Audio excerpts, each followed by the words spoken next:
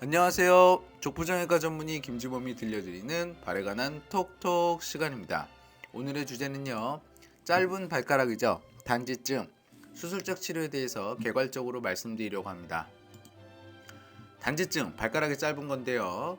모든 발가락에 오지는 않습니다. 주로 엄지발가락 아니면 네 번째 발가락에 발생을 해요.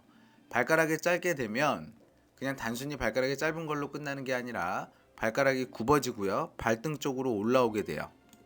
그래서 짧은 발가락이 굽어 있게 되면 발가락이 신발 천장에 닿으면서 발등 쪽 피부가 상하게 됩니다.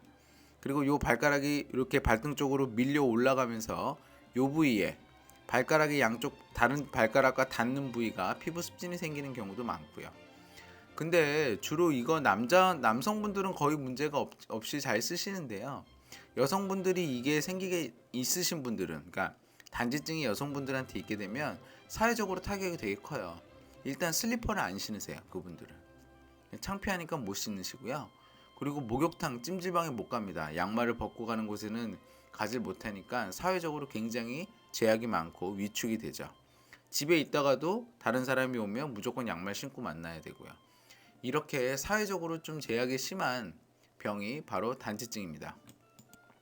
단지증이 사회적으로 제약을 주는데요. 다행히 수술로 교정이 됩니다. 그래서 교정은 어디를 하느냐? 발가락 뼈가 짧은 것처럼 생각이 될 수도 있지만 발가락이 짧은 거니까요. 실제적으로는 이 발등뼈가 짧아요.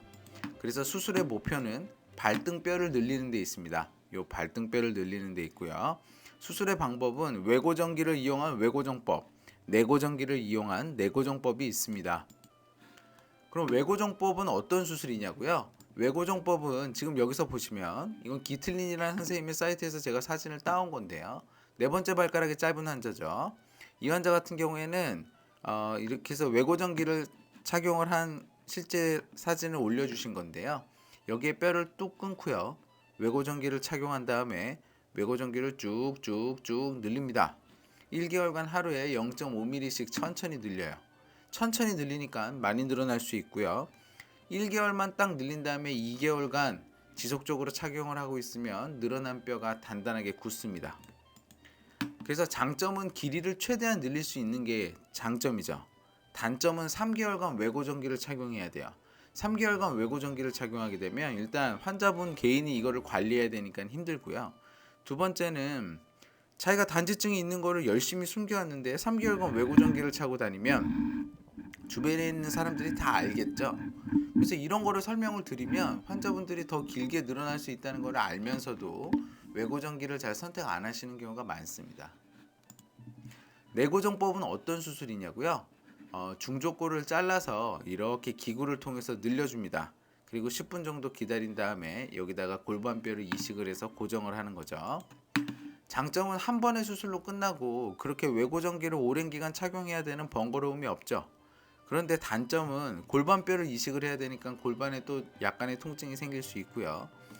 이걸 10분, 20분 만에 늘리고 다시 하고 다 해야 되기 때문에 늘어날 수 있는 길이의 한계가 있어요. 외고정법 같은 경우에는 하루에 0.5mm씩 1개월간 천천히 늘리니까 더 많이 늘어날 수 있고, 내고정법은 수술할 때 확 늘리고 그 다음에 이제 모든 걸 그 잠깐의 시간 동안에 모든 걸 다 늘리고 마무리를 해야 되니까 늘어날 수 있는 길이의 한계가 있는 게 가장 큰 단점입니다.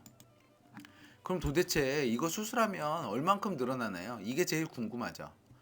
근데 발 자체가 이게 짧아진 상태에서 평생을 살아온 거잖아요. 그러니까 지금 제가 잠깐 뭐 한 달 동안 늘린다 아니면 뭐 내고정법 수술하는 2, 30분 동안 늘린다 그런다고 하더라도 살이 잘 늘어나지는 않아요. 그래서 현실적인 목표는 네 번째 발가락의 경우에는 다섯 번째 발가락 길이 정도, 요 길이 정도요. 그러니까 다섯 번째 발가락의 길이 정도까지 요 네 번째 발가락이 올라간다 생각하면 그게 제일 현실적인 목표입니다.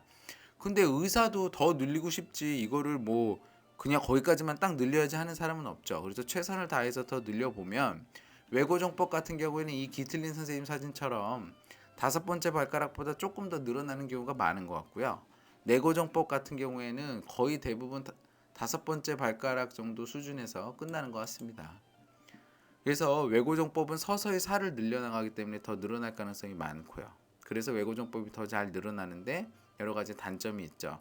그래서 근래 제가 이제 생각하는 방법은 외고정법하고 내고정법을 같이 하는 거예요. 그래서 외고정법으로 한 일주일에서 2주일간 확 늘려놓고 그 사이에다 뼈를 이식하고 내고정법하고 나오는 수술을 요새는 생각을 하고 있습니다. 자, 그러면 단지증, 짧은 발가락의 수술적 치료 정리해 보겠습니다. 단지증은 발가락이 짧은 거고요. 엄지와 네 번째 발가락이 짧은 경우가 주로 많습니다. 주된 원인은 발가락뼈가 짧은 게 아니고 중족골, 발등뼈가 짧은 것이 주된 원인이죠. 단지증의 문제는 신체적으로 발가락 습진이라든지 발등이 신발에 닿아서 통증이 생기는 것 이런 거 외에도 사회적으로 제한을 많이 줍니다. 내 맨발을 다른 사람들한테 보여줄 수가 없기 때문에 갈 수 있는 곳도 제한이 되고 신을 수 있는 신발도 제한이 되죠. 젊은 여성의 경우에는 꽤나 자신감도 떨어지는 것 같아요. 그래서 수술로 교정이 가능하느냐? 수술로 교정이 가능합니다. 발등뼈를 연장하는 수술을 통해서 가능한데요. 외고정법과 내고정법을 통해서 합니다. 그렇지만 실제적으로 이 발가락이 늘어나는 정도를 저희가 다른 정상발처럼 늘어난다고 보시면은 조금 기대에 못 미칠 가능성이 많고요. 다섯 번째 발가락 정도, 네 번째 발가락의 경우에는 다섯 번째 발가락 정도 늘어난다 생각하시면 되겠어요. 단지증, 환자분들이 신체적으로는 문제가 없을 수는 있지만 사회적으로는 굉장히 많이 스트레스를 주는 그러한 질환입니다. 수술로 교정이 가능하니 이 부분에서 본인이 실제적으로 스트레스를 받는다고 하면 적극적으로 치료하시기를 권합니다. 건강한 발걸음, 행복한 100세 인생, 발에 관한 톡톡이 함께합니다. 저는 서울대학교 의과대학을 졸업을 하고 다수의 TV 프로그램에서 족부에 대해서 말씀드린 바 있습니다. 이 동영상은 제가 좀 더 자유롭고 자세하게 제 지식을 말씀드리고자 제작하였고요. 네이버 족부 김지범 블로그에 오시면 더 많은 정보와 질문이 가능합니다. 경청해 주셔서 감사합니다.